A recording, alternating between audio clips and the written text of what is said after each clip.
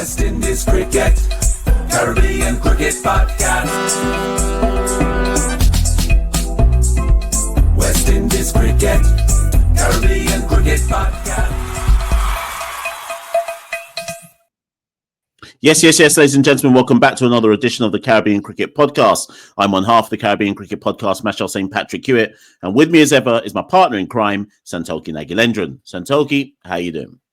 Yeah, all good, Mash. And, it's our long-awaited annual IPL episode. We're out here. If you're expecting, up-to-date stats, analysis of the games, you come to the wrong place. CCP, we're out here. We're giving you a different twist, a West Indian twist on the IPL. And, Mash, we're looking at a very important question, and it kind of reflects the state of West Indian cricket. Have West Indian players lost their star power in the IPL? Now, for keen-eye observers, they'll notice in this year's edition of the IPL, there's only 8 West Indians taking part in the IPL. Now, even if you look at 2022, not long ago, there was 17. And historically, at least from my perspective, for the last 10 years, when I think of the IPL, Pollard, DJ Bravo, Dre Ross, Chris Gale, Sunil Narayan, IPL's really been dominated by West Indian personalities and performances and star power. And I think to only have 8 players now, and if when we go through the players, you'll see some of them haven't even played any games so far in the IPL. It just seems like, if we're looking at IPL as the pinnacle of T20 cricket and where sort of players gain respect and sort of you have that credibility by taking part in the IPL. If there's only 8 West Indian players at the moment, does it reflect how sort of down bad we are in T20 cricket at the moment, or is it an anomaly? So what do you want to do, Mash? Should we go through the 8 players in it now? Or first, Mash, let's go into your reflection, sort of following the IPL over the past few years. How do you sort of reflect on West Indians taking part in it? And do you agree that sort of the star power is waning at the moment? Yeah, so I've always been of the view that IPL is a weird league. Well, maybe it's not. Sorry. Immediately, as soon as I've said that, people are already smashing up their keyboards. The IPL isn't different to some of the other big T20 leagues in so much as, whilst IPL is clearly the industry leader and the biggest league out of the T20 leagues, they still depend on brand names, right? And sometimes you can overlook the quality of what's in front of you if you can sell the story of a brand, right? So IPL has done well to establish kind of legacy teams. I mean, IPL is still relatively new, right, in this whole context of T20 cricket compared to kind of legacy leagues like obviously the NBA, the English Premier League, so on and so forth, right? But IPL has done well to establish to the global cricket audience that Mumbai Indians are a legacy team, CSK are a legacy team, RCB are a legacy team, and they've done well to establish that. And when you have legacy teams like that, in the same way how in basketball you have the Lakers, you have the Boston Celtics, in baseball you have the Boston Red Sox, certain New England Patriots in American football, certain teams just are legacies, right? And the reason I go down that kind of angle is because with legacies, you have franchise players. You have players that are synonymous with those big legacy sides.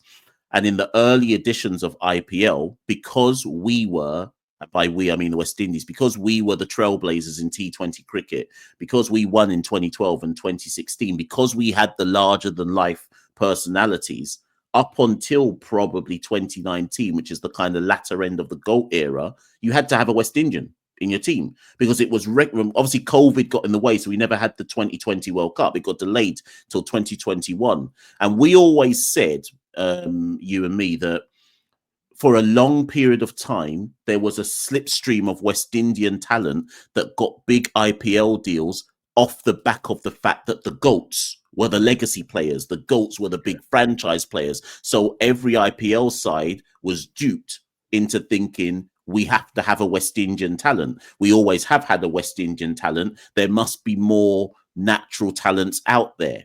Now, obviously, in Pooran and Hetmyer, they've got 2 who I would consider to be brand name players in the IPL that have managed to come out of the slipstream of the GOATs. But remember, Santokie, at one point, players like Odean Smith were getting the big bag. One year, Sheldon Cottrell got the big bag. Romario Shepherd didn't he get a 1 million bag? So the GOAT generation's legacy was to allow the next generation of West Indians. There was that 1 year where 17 West Indians got IPL deals, I think it was about 2-3 years ago. And what's happened now, Santokie, is the GOATs have now gone. Pollard's retired now. Bravo's retired. Gale's retired. It's only Narayan and Dre who are the GOATs that are left, right? And they're synonymous with KKR still. So now we've finally moved into the era of the new West Indian talent. And what we've found, and this is where people start to cuss now on the West Indies side, what we've found is the talent ain't there. Yeah. Talent's there for the B leagues. Don't get me wrong. The talent's there for the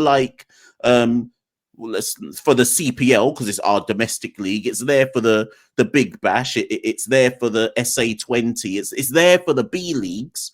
But when we're talking about the main league in the world, we aren't a top tier T20 side. So that's why there's not a kind of there's not a generous sprinkling of West Indian talent anymore. Yeah, I completely agree. I think that period where just before the pandemic, where the GOATs started, retiring or getting older and losing their sort of abilities, we saw that in 2022, it was clear that the IPL were searching for, big name players, West Indian players who can fill that void. Because, like you said, Odean Smith got a big deal, Romario Shepherd got a big deal, Carl Mayer's got a big deal. It was like they were just throwing money. They were throwing money at so many players and saying, "Hold on, these guys." Surely we're so used, since IPL started in 2008 up until 2019, we're so used to having West Indian GOATs in the IPL. Surely there must be more in the sort of talent factory. So they threw their money there. The gamble obviously didn't pay off, and I think we're starting to see that decline. And Machel, I think a more important point looking at sort of where West Indian cricket is, as you mentioned, the World Cup in 2012, 2016, West Indians had essentially the unique talent of people who could clear the boundary with ease. Chris Gale, you're not getting anyone like Chris Gale in 2013, 2014. Whereas if you look now, the other day I saw, I think it was Abhishek Sharma for the Sunrisers, hit 140 off 50 odd balls. So other nations, particularly India, because they're developing that talent for the IPL. They're developing players who can basically do what West Indian players had done in previous generations. And that failure to sort of evolve or sort of carve out a niche has meant that essentially West Indians as a commodity in IPL, they've lost their value because other nations have players who can power hit. We've lost that unique selling power. And I think that's also indicative of where we are in the international game. We can't just clear boundaries now and expect that we're going to beat sides because other teams can do it as well. Essentially, we've given the blueprint and other sides have eventually taken that and developed it. So that's sort of where it is. And looking at it now, I don't see an increase unless we have a sudden emergence. I mean, stuff like having this breakout league in the Caribbean could lead eventually long term to building T20 stars. But Mash, in the next 5 years, other than what you said, Pooran and Hetmyer, I don't see, unless we get a shock, someone coming out of the wilderness, I don't see it much improving in terms of us developing GOAT players who are going to be big brand names and dominating the IPL. And I think what you said is correct about IPL franchises looking for a story, because Shamar Joseph, after the Gabba, bearing in mind he had played 2 T20s in his whole life, he got a big IPL deal last year, and there was a big market employed behind Shamar Joseph coming, landing in India, speaking a bit of Hindi. Can he recreate what he did at the Gabba in the IPL games? Unfortunately, injuries have taken a toll. But the fact that they threw money at Shamar Joseph based on his test exploits shows you that more so than T20 ability, they're just also looking for personalities and larger-than-life characters. And so it all sort of intertwines into the fact that essentially that generation, that GOAT generation, as we've always said, it was essentially a once-in-a-lifetime golden generation. I think as much as people would like to see it happen again, it's very, very unlikely. And I think that's reflected in the state of sort of how little players are in it now. 8 compared to 17 3 years ago, West Indians. Do you know what I'd also throw in there as well? And this is almost like the irony of the whole thing. You aren't going to find brand new West Indian talent by studying T20. Actually, if there's West Indian talent that wants to get noticed in the IPL, you need to actually perform for the West Indies. That's the joke of the whole thing. But of course, so many of our players have kind of turned their back on playing regularly for the West Indies and exclusively play T20 cricket. But that actually isn't really, and that goes back to your point, because so many players can do the big hitting thing now, You're not going to, unless you're Pooran, who actually is the biggest hitter of the big hitters and has a 360 game and can marmalize every type of bowling no matter what. Unless you're a generational talent like Pooran, you're not going to stand out in the current T20 market. So actually, you have to, I think the way through now is you have to put in stellar performances for the West Indies. And because we're down bad, stellar performances for the West Indies, because we've got the most iconic story in cricket, because everybody fetishizes over the West Indies as an entity.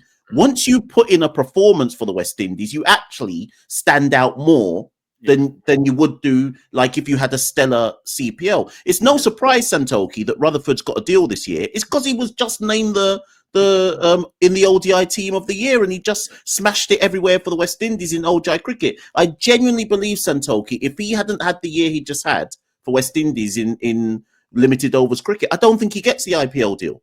Yeah. If I'm honest with you, I think that's played a big role in bringing him back into the kind of consciousness of the kind of movers and shakers in the big T20 cricket world.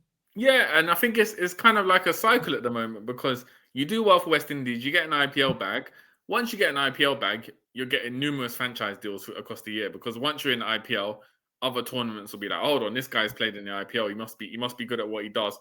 And then having the numerous franchise bags, as we've seen with like a Shea Hope, for instance, means you essentially start pulling away from international cricket. Yeah. So doing well at the moment, we're stuck in a weird prison at the moment, where if you do well in international cricket, you can't afford to stay in international cricket at the moment, because once the franchise bags come, they start rolling in.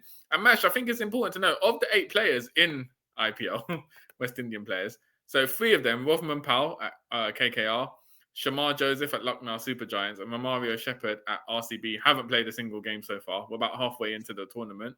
Sunil Narayan's retired, long gone from West Indies cricket. So that's essentially 50% of the man out. so we got the Fab Four.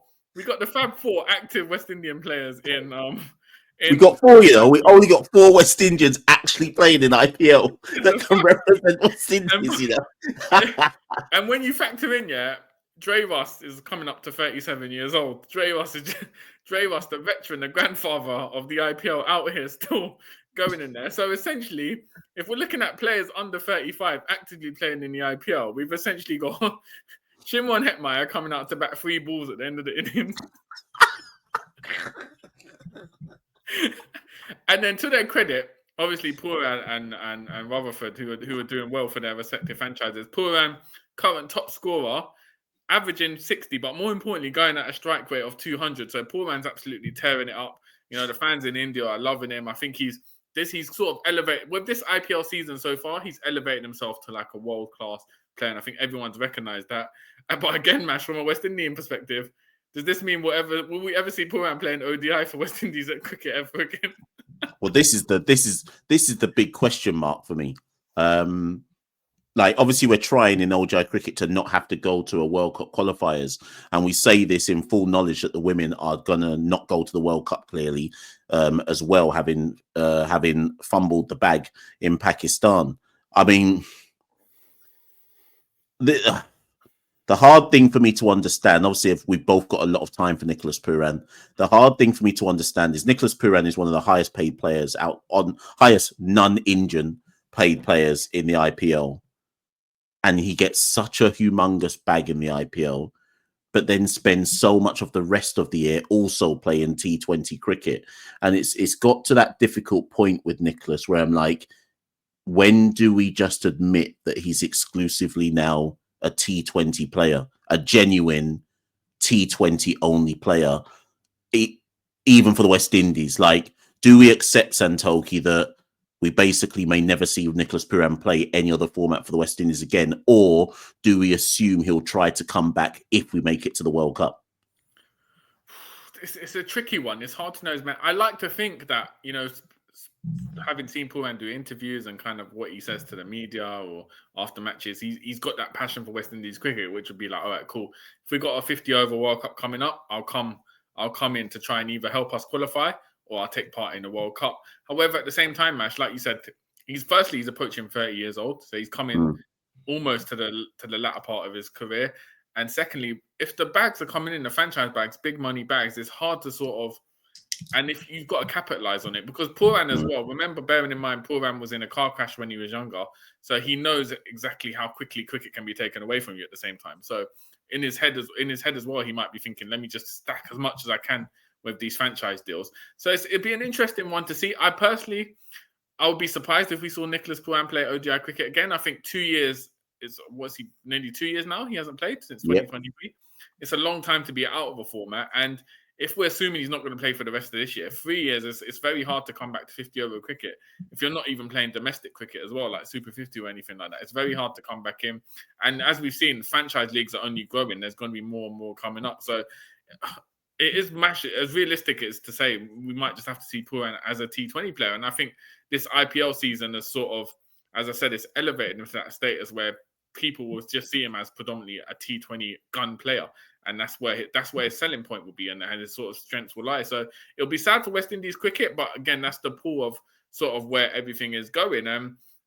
If we look at who else is there, Shafane Rutherford, as you said, he's someone who's come in. I've seen him bat like 3 for Gujarat, do quite well. As you said though, he's essentially come back into the limelight because of what he's achieved under Darren Sammy in the last year, particularly in ODI cricket. So there's an irony there. I do think there's a caveat though, Mash, this year because the Pakistan Super League is taking part at the same place at the same time as the IPL. So there are some West Indians there. Jason Holder, Gudakesh Moti, Shea Hope, Alzari Joseph are the 4 West Indians taken in PSL. So there are West Indians in leagues, but if we're looking at it in terms of a tier, if we're saying PSL, Pakistan Super League, in terms of... they come on. Let's be honest. If IPL wanted those players, they'd go IPL. Yeah.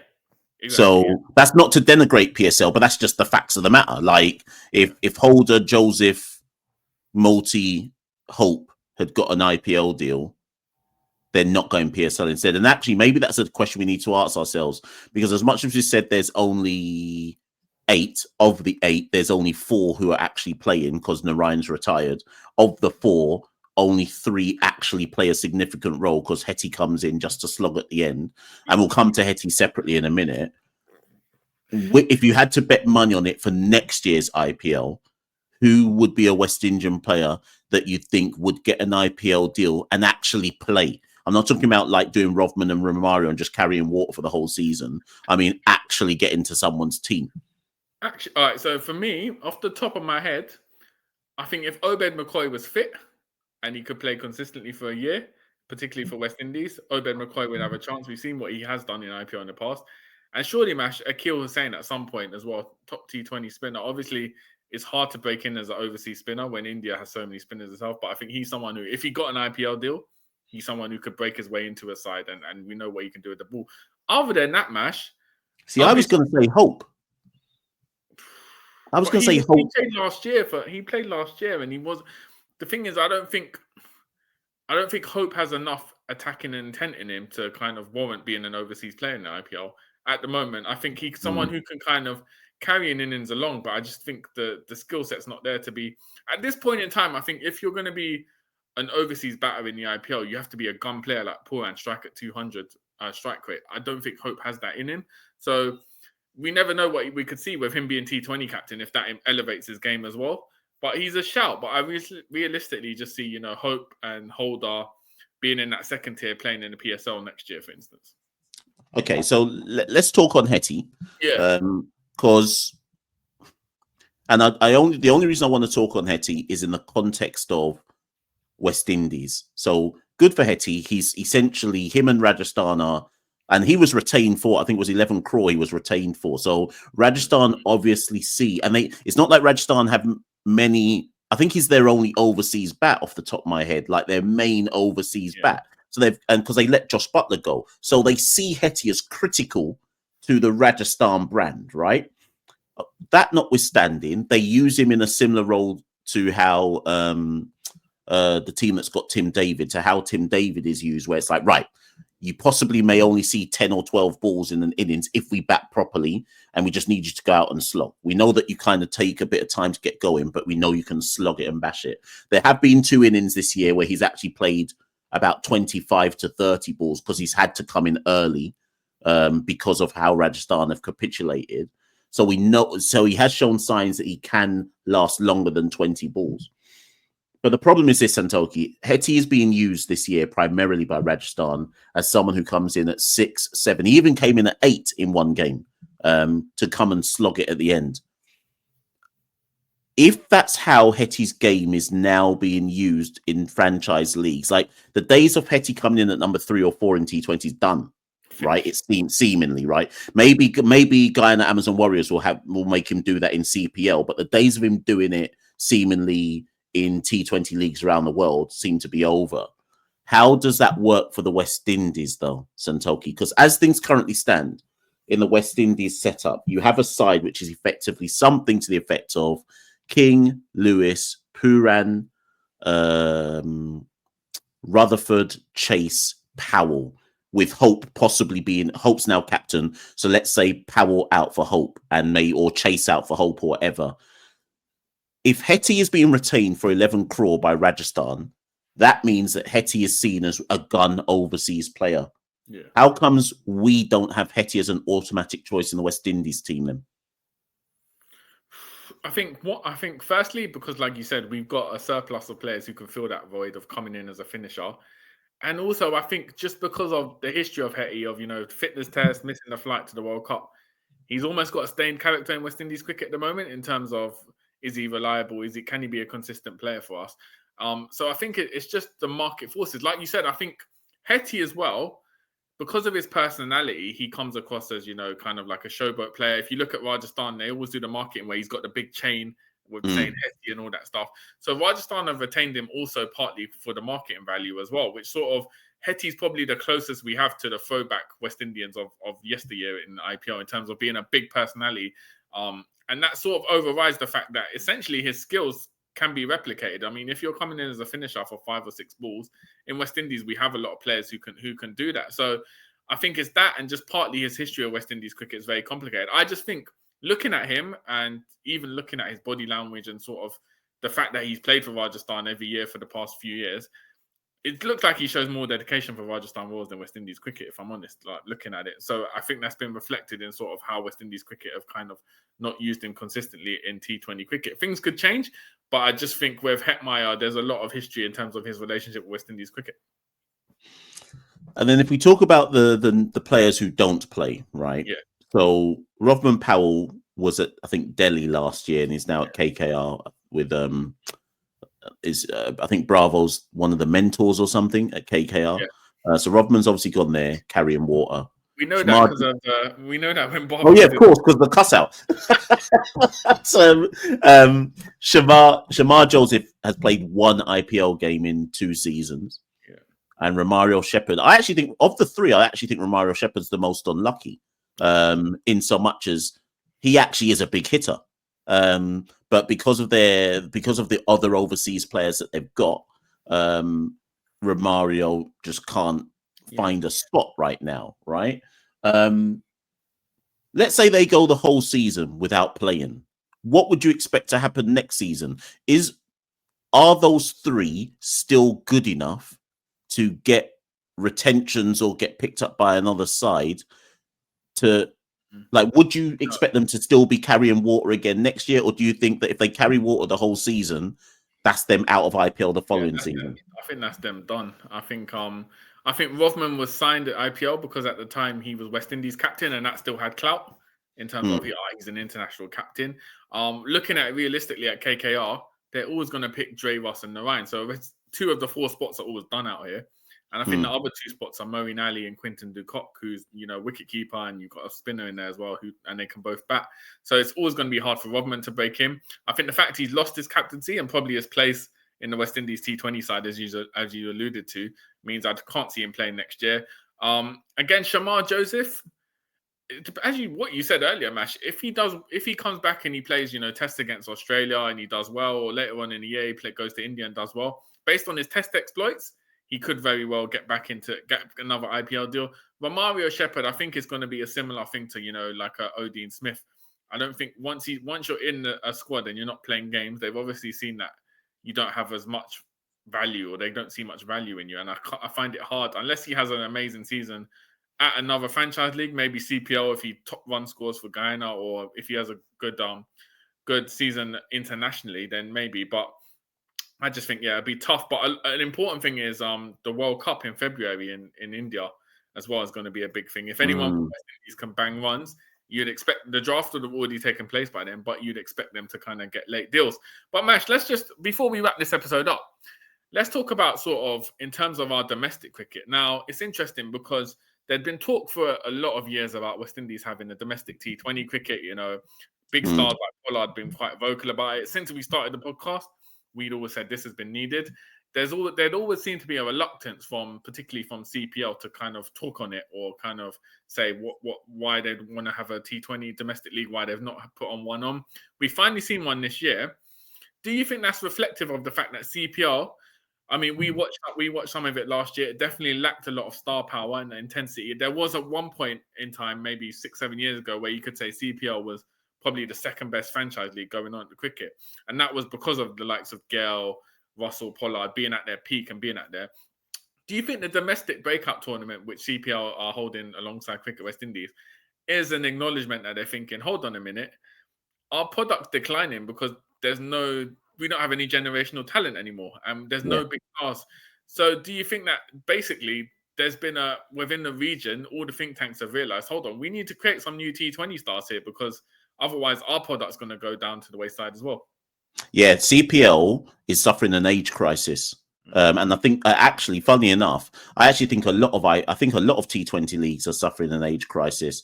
I was watching a game on Sunday and I was looking at the bench and I was looking at the bench going, a lot of these players are all 30 plus.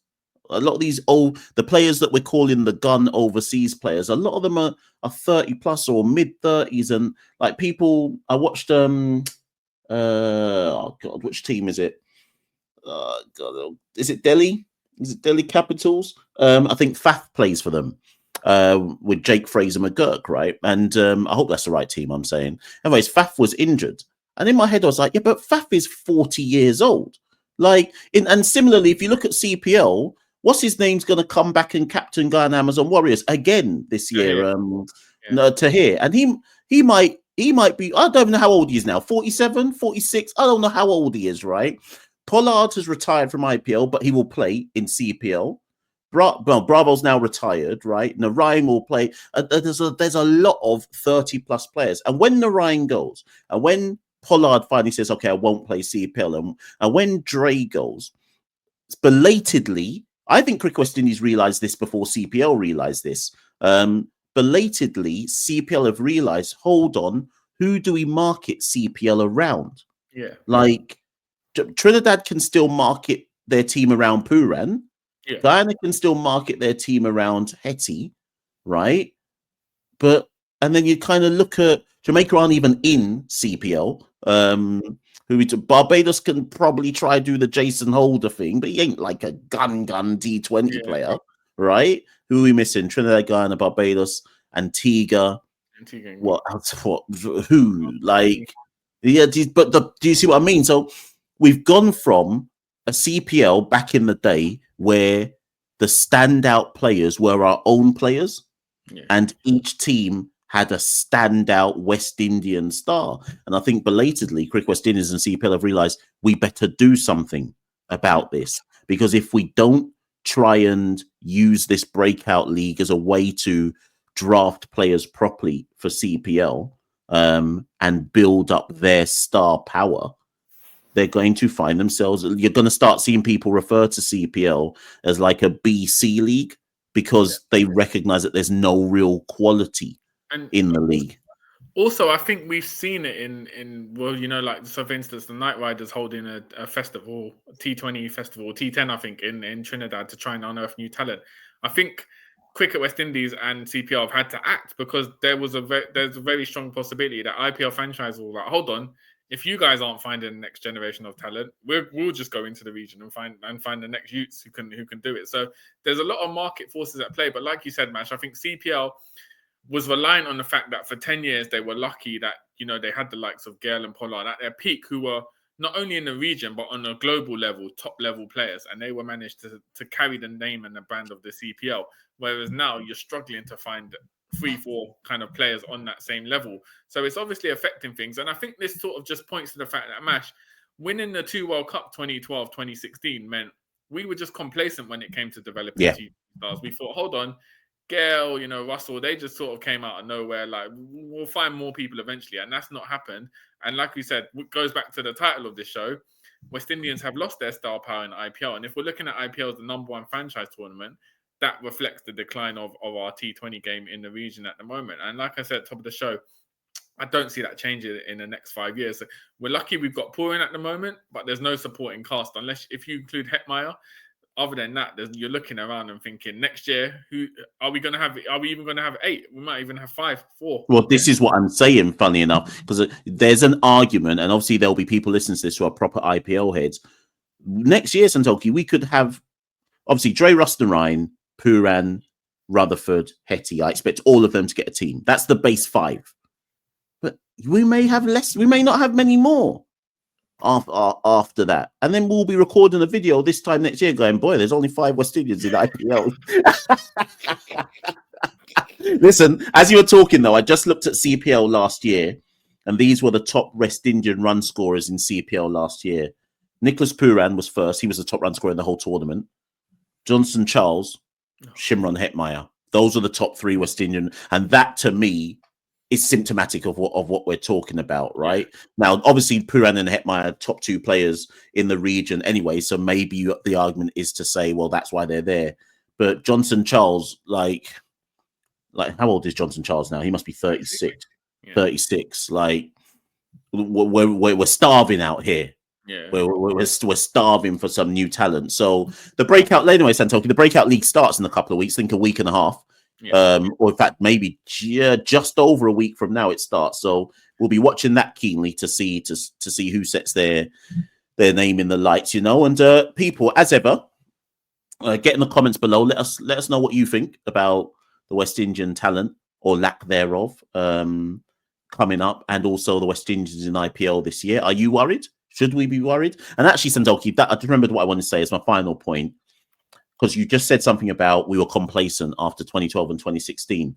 To what extent, and maybe this is a discussion for another day, but to what extent does our complacency after 2012 and 2016 in T20 mirror our complacency in the 70s and 80s, that there would just be, I know it's a lazy link to make, but possibly there's some element of analysis to be done there, in so much as just assuming the conveyor belt would just keep churning out the talent, right? And the conveyor belt in T20 has basically ended with Pooran and Hetmyer. Let's be nice and throw Rutherford in there, right? Pooran, Hetmyer, Rutherford, right? 3 players only. The conveyor belt for the test team ended with Gale and Sarwan in terms of batting, and we're starving out here for 25 years. We've been trying to fix that belt for 25 years, So breakout league better find someone, because otherwise we're gonna be 10 years from now we're gonna be recording a video saying no West Indians in IPL. Anyway, guys, Caribbean Cricket Podcast, we always keep it 100. We always keep it real. A lot of content coming this week. Obviously, Guyana are up. Guyana Harpy Eagles are up. They've won the regional 4-day title. There's a lot to talk about, Mash. We'll be dropping a video tomorrow analysing everything that took part, the controversial finish to our regional season. And I'm sure we'll end up doing something on, so far, the down bad Women's World Cup qualifying campaign over in Pakistan, which is yet to finish. 2 games left. It'll be a miracle at this point for West Indies women to qualify, but we will still rally. Thank you all for tuning in. Follow us, like, comment, share, subscribe. Follow us Instagram, X, TikTok, Blue Sky, patreon.com/CaribCricket if you'd love to donate. Any little helps. We're looking to get out to Ireland next month for the White Ball series, so any donations would help up the content while we're in Ireland. And we're also on Facebook as well. So wherever you're listening to in the world, thank you. Good morning, good afternoon, good evening. We'll catch you very soon, and make sure you comment below. Do you think West Indians have lost their star power in IPL, and how can we fix it? Thank you very much for tuning in, and we'll see you very soon. West Indies Cricket, Caribbean Cricket Podcast.